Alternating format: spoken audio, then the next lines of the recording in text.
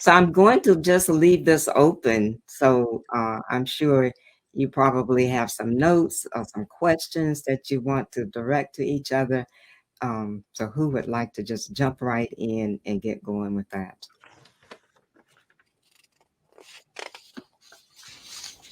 I guess I just wanted to thank Rosetta for pointing to a kind of strategic essentialism that Black women use at times and other people of color use. And that it reminded me of this article Richard Hardack wrote about Toni Morrison, in which he said he sees her using violence to undo violence, double consciousness to undo double consciousness. In other words, the on one level, I guess the violation has to be the medicine, or you can turn the double consciousness on its head.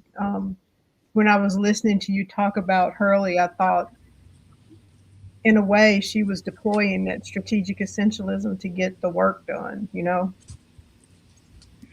Um, yes, I would agree. And I had not thought about the concept of masquerade in relation to what she does, but I I do discuss in other places her um, intention, her conscious use of being a church woman because of the access it provided her to communities in the South, in the Bible Belt.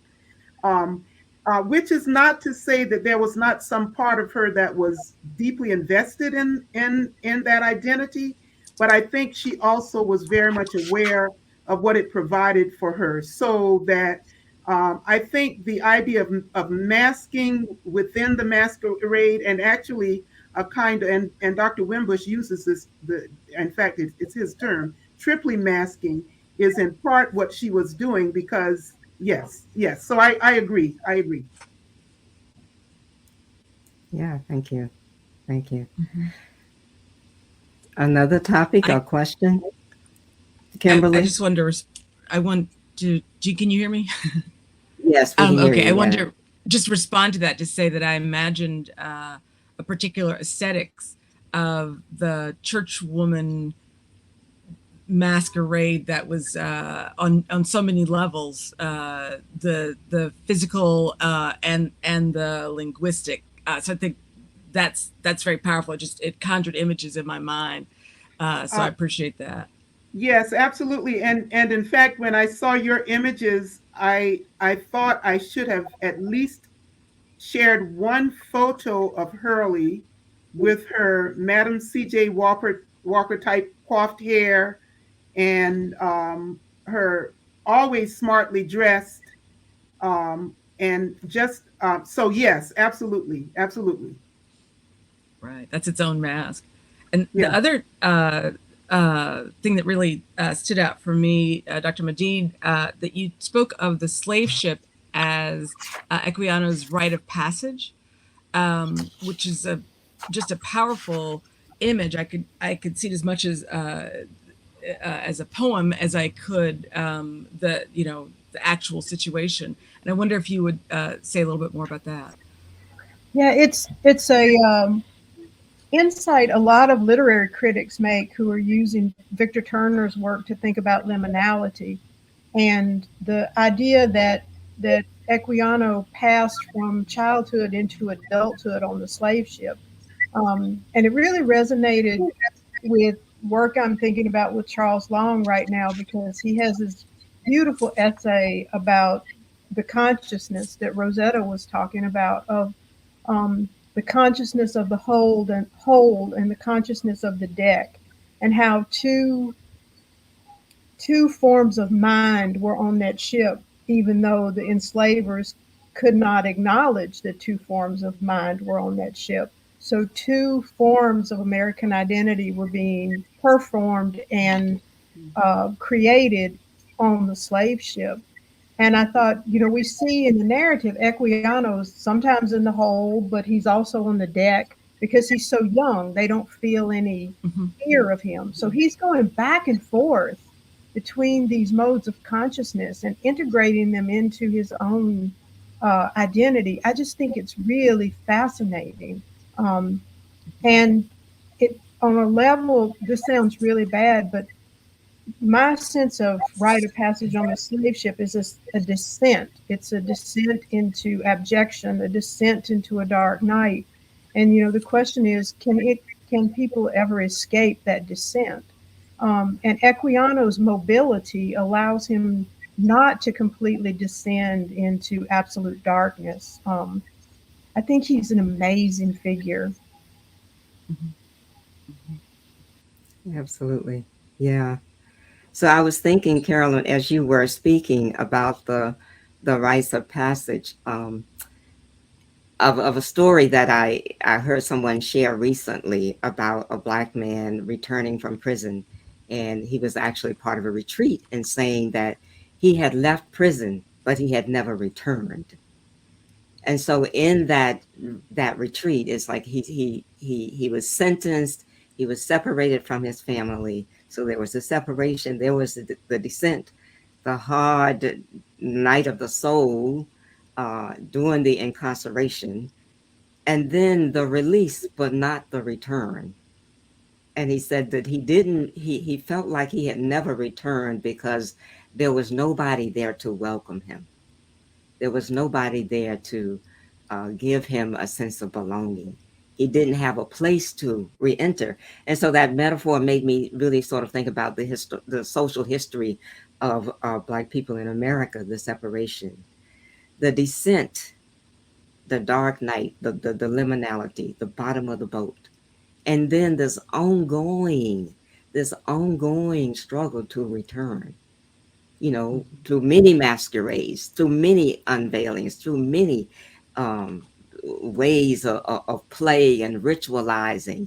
And I think about even more recently when Ghana issued the statement, "Come back home," and so we have all of this performativity going on, through our movements in life, and it is kind of like exciting about it as play and masquerade. So thank you, all of you. Um, Do we have Jacqueline, do we have but time for more? we do have time for more. Yeah, Okay, we do. I actually wanted to ask Dr. Hidalgo if you would um, just reflect a little more on. Um, I understand it, but I want to ask you if you would talk more about it. The your statement that the the exhibit and lecture invite greater, more distressing self-reflexivity. Emphasis the more distressing there is what I asked if you would just talk about. Yeah, I mean, I'll say a couple things, and then um, remind me that I actually would love to return to this topic about and something that I think you pointed to in your own remarks about struggle and the relationship between struggle and play, because I think, as you know, for both Black women and for Latina women, struggle and la lucha has been such a central concern. But this sort of thing, let me see if I can figure out where part of what I was talking about is that I think what I said is, for many of us, more distressing self-reflexivity. I wanted to underscore that Yeah. I don't think that everyone would encounter the exhibition the same way. That I think the notion that scripturalization is a masquerade, I don't think that's something that everyone needs spelled out to them, right, per se. I think it's something that some people will encounter differently. And that's sort of why I was kind of turning, and I went through it briefly, but through the way that Jomaida Figueroa Vasquez uses Apocalypso from Michelle Cliff, that for Michelle Cliff, the experience of Apocalypso is not that she needs to realize that this is a mask. It's not that she needs to see how the other becomes the one. She already lives that life. It's more that the Apocalypso is that kind of encounter and her capacity to disturb other people's smooth narration. And so that's where I view it as like this exhibition could work for some people as a greater disturbance of some of their narratives, some of the masquerades they've taken for granted. But I don't think it'll do that for everyone. I don't know if that was sort of what you're asking about. I'm glad. Well, it is what I was asking about, and I actually interpreted it differently. So I'm glad we are having a moment to talk about it. I was making a connection with what I am arguing about, salvation as this kind of recognition of the masquerade. And while it is in one sense a kind of expansion of freedom, it is also an expansion of responsibility. And I wondered if that were the connection that you were making. That was the connection that I made, which is not necessarily that responsibility is necessarily distressing, but it certainly is. It increases the heaviness of one's movement in the world. Yeah. Thank you. I was thinking about, I had seen when you were speaking, Dr. Dago, about, I had seen a CNN piece in which a mother in a school board meeting was practically in tears because her high school son had to read Beloved and he had nightmares. And her response was, get rid of Beloved, right? It wasn't like help her son think about why he had nightmares. It was, nobody needs to be reading this book, right? Because my baby had a nightmare. So we got to get rid of it. I really thought when you were talking, I really thought about that moment at which, you encounter something, to go with Dr. Ross's paper too, about that opens up a new dimension of reality and how terrifying that is for some people. And then this is like way off the cuff, but I also thought about those Roman, as you were talking about the Roman, processions, and they would have all these animals and they were terrified of the animals. And so the way you dealt with the terror was you kill it, because if you can kill it, you can get rid of the terror. So all this was going through my head as I was listening to you talk. Well, or put the animals out in the spectacle of the Colosseum, right? Like that sort of that way of kind of demonstrating that we've got this under control. And so thank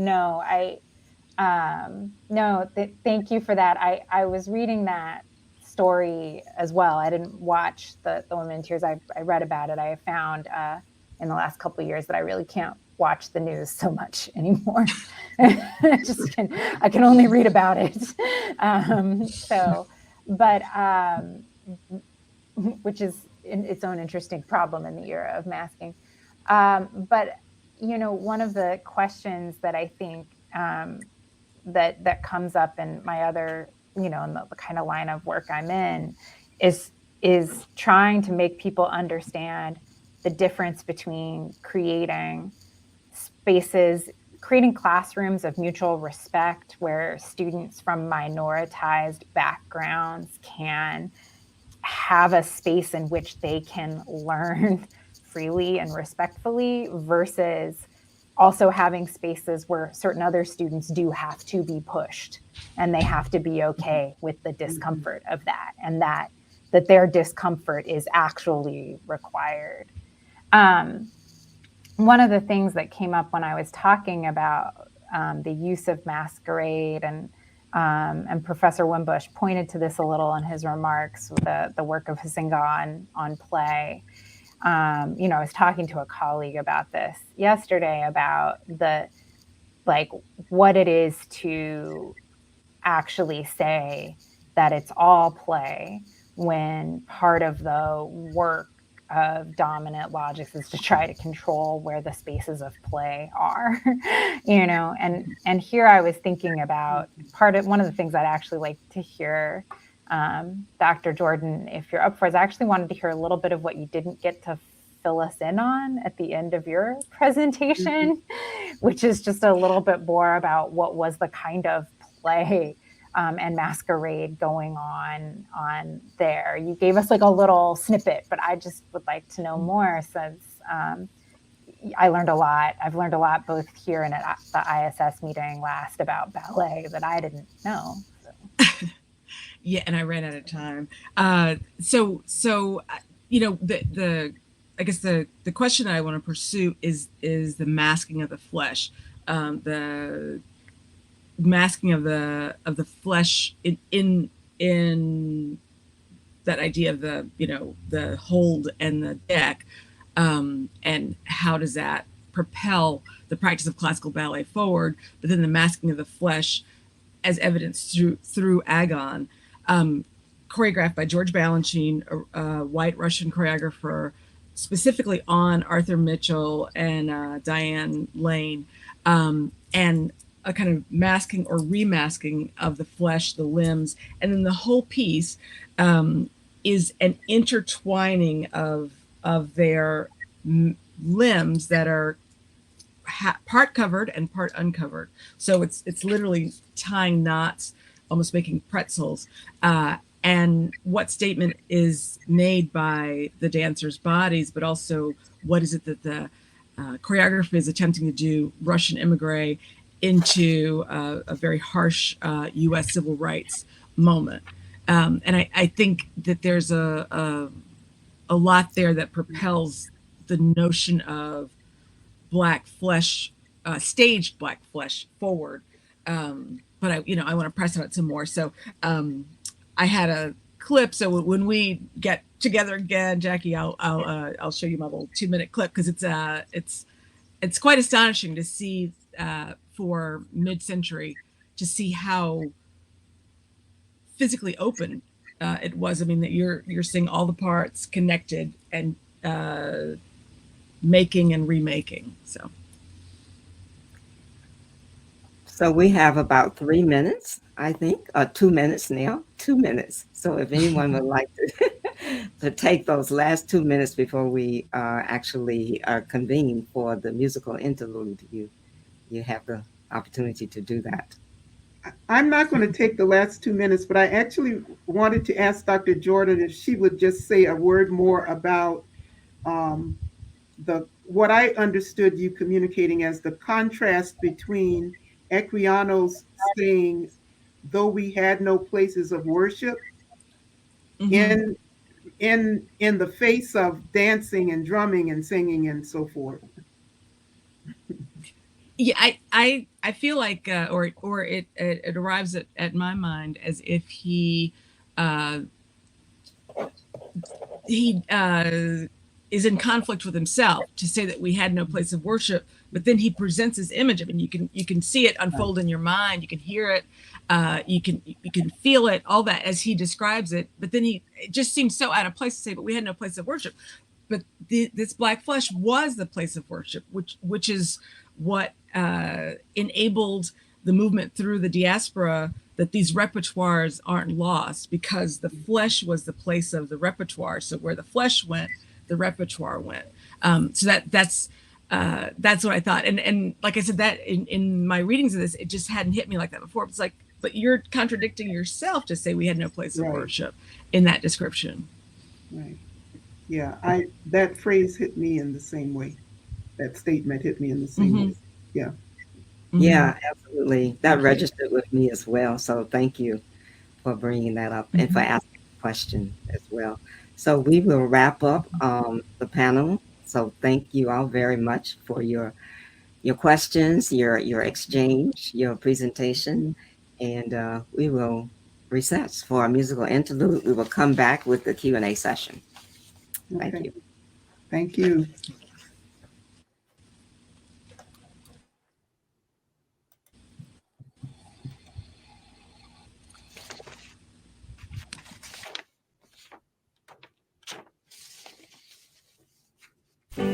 Well, I'm a run, I'm a run, I'm a run, city out of heaven.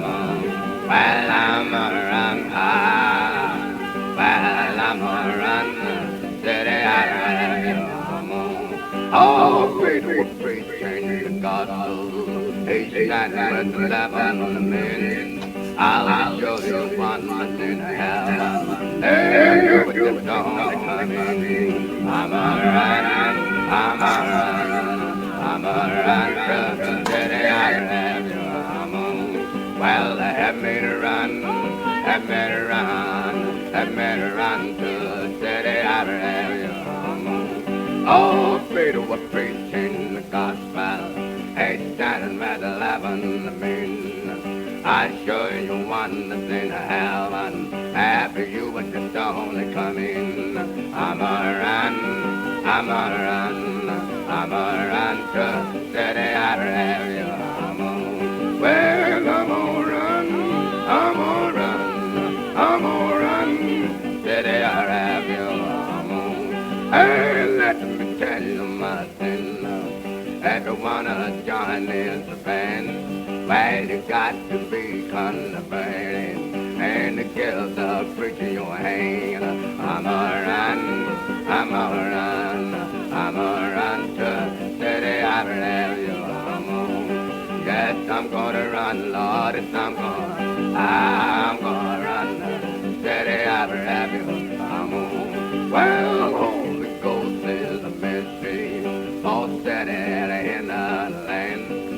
Was struggling hard at the master, trying to stay in Jesus' hand. I'm on, well, I'm on, steady out of heaven. Well, I'm a run, I'm a run, steady out of heaven. Well, 12th chapter Revelation, coming along with the 13th verse. And the dragon that John did to preach about, dragons over death in hell. I'm a run, I'm a run, I'm a run to the city out of heaven. Hey, I'm gonna run, I'm gonna run, I'm gonna run, city out of heaven. Well, round at the feasting table, when Jesus was about to leave, well, the pastor prayed down in the heart, then the Holy Ghost said, you please. I'm a run, I'm a run, I'm a run to the city out of heaven. I'm a run, Lord, it's I'm a run, city out of heaven. Well, it's I'm a run, I'm a run, I'm a run to the city out of heaven. I'm a run. Oh, you better run, better run, better run. Ah, you better run. Oh, you better run to the city of the refuge. You better run. Well, God called Moses on the mountain top, and he says he did Dora in Moses' heart, and then he stamped the commandment, said, Moses, my infant, said to Moses, don't you leave my children behind, but you better run. You better run. You better run to the city. Yeah, you better. Well, if you don't believe that I'm singing it right, you can take up your Bible and read it tonight. You can read in Genesis, you will understand that Methuselah, he was the oldest man. He lived 969 and died and gone to heaven in good due time. But you better run. You better run. You better run to the tomb. Yeah. There was a man of the Pharisees, oh well, named Nicodemus, ruled the Jews. He came to Jesus. He came by night mind. He said, I want to be born into the heavenly science and Christ. Spoke to Nicodemus as a friend. Said, if you want to get to heaven, you must be born again. Oh, well, old Nicodemus could understand. How could a man be born when he is so old? I better, you better. You better. Yeah, you better. Yeah. Yeah. Well, you read about Samson from his birth. He was the strongest man that ever lived on earth. The one day Samson was.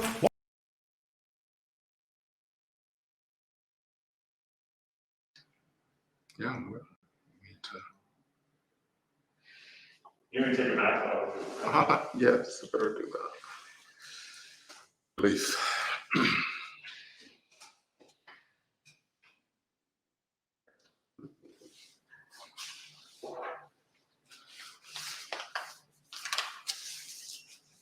Okay.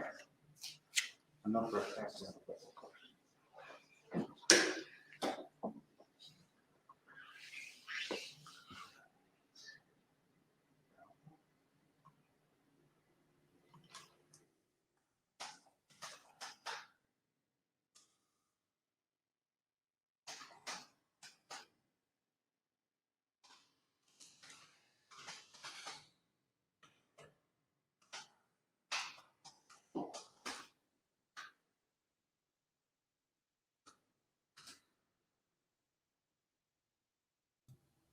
All right. I think my mic was muted. All right. All right. So here we are. In the context of masquerading, how should Black people in the U.S. develop a form of Christianity that is truly African in character? And this is from Israel Kamanzadu. I'm messing up your name, so I'm not going to say your name. So in the context of masquerading, how should Black people in the U.S. develop a form of Christianity that is truly African in character? That is one question that came in. Dr. Wimbush, you want to address that? Yeah, I'm not sure that I picked up on everything. Am I being heard? Yeah. Oh, okay. Yes. Sounds like if in the U.S. context, how to address the phenomenon of the masquerade, given what, an Afrocentric orientation or bent? Is it something like that? Afrocentric and Christian orientation. Yeah. Well, I don't want to be in a position of having, giving or even feigning having the answer to these questions. I would want to push back on the questioner. And mind you, I've gotten in trouble like this before. I'm not saying it's not a good question, so I don't want to be quoted as saying that. But I do want to push back a little bit. It's as though we've traveled too many steps, and I still think there's a kind of basic step to be dealt with. So if we say, of course, if we agree that basically all of life is something of a masquerade, right? That's really basic. Now, when you get your mind around that, there are plenty of implications for thinking and ramifications for action. One thing, I don't think it means we should be altogether paralyzed or stymied or shocked to the point that you can no longer think straight or act with resolve. But it does put us on a different kind of field of relations. So almost all the time and everywhere, we're engaged in some kind of masking practice, ritual. We may actually belong to cults that intend to heighten the sort of intensity of this sort of thing. Now, an Afro-Christian person, Afro-Christian context, then you're there among others. It could mean, well, your play, its play, it's part of the masquerade, is as legitimate as any other. You know, it's like, okay, Afro-Christians, whether folk religion or high church, are engaged in the same kind of phenomenon, maybe with different kind of power relations of a sort, as any first church downtown with an endowment. So I think, you know, we need to begin at that level. It's a matter of, I think, taking inventory, taking stock of the common reality that we face, and at least try to avoid or check the notion, if not the assumption, that some people are simply playing, some other people experience a kind of reality. It's on the same playing field. It's all an act. I won't use the veiling, unveiling. I'm less comfortable with that for now. But it's all play. It's all construction. Now, what do we do with that? Where do we go from here? So the Afro-Christian complex phenomenon has as much a right to engage in play as anyone else. But they're also, like the village that Equiano either misremembered or faintly remembered or made up or read about, depending upon your view about his situation, that was laden with power relations as well, gender and beyond. But that assumption allows us to move forward with critical thinking at a level which is long past due. So hope that helps as the beginning of an effort to grapple with that issue. Thank you, Dr. Wimbush. Here's another question. Thinking about all these presentations, masking seems to entail both revealing and concealing, revelation and dissemblance. As a strategy for survival, or for community, or for art, does that tension give it power or make it a dangerous double-edged sword, or both? Any panelists, anyone who would like to respond?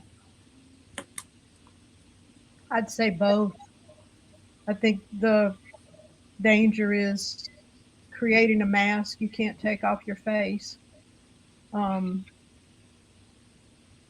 The power of it is what Dr. Ross was pointing to, the capacity to strategically mask in order to do freedom work. Anyone else like to weigh in on that one? I would also say both, and just add the and underscore the emphasis on critical thinking and self-reflection. Absolutely. Okay, Jackie, go ahead. Yeah, thank you. First of all, I want to say hi, Katie. Wish I could see you. And then, so, you know, again, to the power of the indeterminability of the masks of the internet, right? So, but I want to echo. I agree that it's both, but I think an important or interesting piece for me is actually what to do and the kind of power that is possible in playing with the indeterminability, that between space, between what is, you know, I just want to look at some of the kind of binaries you gave here. What is that kind of between space of not knowing what's revealed and what's concealed, of not knowing what's disclosed and dissembled. Like, I think that power can come from within that uncertainty. Absolutely. Okay, do we have one? Okay, we can take one more question. Is naming a form of masquerade, and who is doing the naming? Does Black flesh claim power when they are able to name themselves as opposed to others naming Black flesh? What effect does masquerade have on Black flesh? Anybody? Well, can I say quickly, we should remind ourselves of the double naming phenomenon that we meet in the interesting narrative. Always Equiano and Vasa, Equiano or Vasa. It's even, it's worth thinking about what he was actually called during his lifetime, given a name by another, but he at some point takes a name, another name for himself. Well, for what reason? What's the power tripping involved in all of that? But it's binomial, right? Vasa all the time from those in the larger world, and he wanted also to be called by another name. So we need to take that and run with it. I think that phenomenon ought to be related to all other questions about historicity and fraught identity formation and the like. Who is he? So the one was passing for the other. Equiano was passing as Vasa, Vasa as Equiano. I just thought of that moment in Beloved when Baby Suggs, who's been called Jenny, realizes that she has her own hands, right? And the next thing that she does is when when she sees the people who've given her the house and they say, well, Jenny, and she says, no, my name is Baby. And she's Baby because someone who loved her called her Baby. I don't think that answers the question, but thinking about Dr. Wimbush's comments just now and the question that Dr. Hidalgo had about that in between, I just think about Alice Walker and the power of the pause. And there's something about dwelling in the pause. And maybe Baby is the pause. It opens up a kind of identity. I don't know, my brain is running a lot of directions. Thank you. I know we're almost out of time. We're almost at time. I wanted to just offer something. When we opened the Institute for Signifying Scriptures in Claremont, California, one of the things that we did, we had an icon, a kind of mascot symbol, and it was SU. It was a carving of SU. Mm-hmm. And it represented, and this is so vivid in my mind, because I thought it was appropriate, because SU in the Yoruba philosophy is known as the divine messenger, as the God of the crossroads, as the intersection point. And so it's this multivocality, this hidden, all of these things converging together in the process of making scripture, in the cultural dynamics of scripturalizing. And recently, I was in a conversation with a colleague who told a story about someone asking the question, if the gods in Africa were so great, if the Orisha were so great, if the Egun, the ancestors, were so great, how did they allow themselves to be enslaved? And the person who told the story said, well, think about Eshu. Eshu knew what was going on. Ogun was a god of war. Ogun had begun to gather his forces together to wage a war. And Eshu said, wait a minute. I can do something with this. I can change this narrative. So he got Ogun drunk so he couldn't wage the war. And as Eshu said, if I inscribe myself in the minds and hearts and the bodies of the people, I can spread Black bodies across the face of the earth and change the face of humanity. And so I thought about that in terms of what we have been saying about the Black flesh and the anxiety that it produces, but also the creative genius that it represents. And as Shu, it is that for me, that icon that represents all of that possibility that can come forth with an understanding of a new critical orientation to what we do when we scripturalize. That's my contribution. Thank you. All right. Thank you, panelists. Thank you, Madam Moderator, all for your participation. This was very rich indeed. And I hope you'll continue with us tomorrow morning. Dr. Adams, anything from you? All right. Thank you again, Mr. Bostic, for your help. Have a good evening, all of you. Thank you. Thanks, everybody. Bye. Thank you. Thank you.